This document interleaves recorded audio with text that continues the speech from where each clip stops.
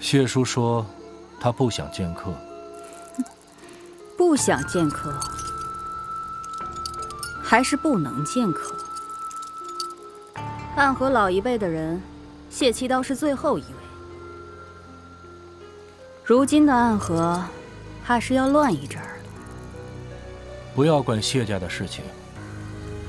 大家长让我们回总务，有新的任务。新的任务，这么做值得吗？我们在黑暗中待得太久了。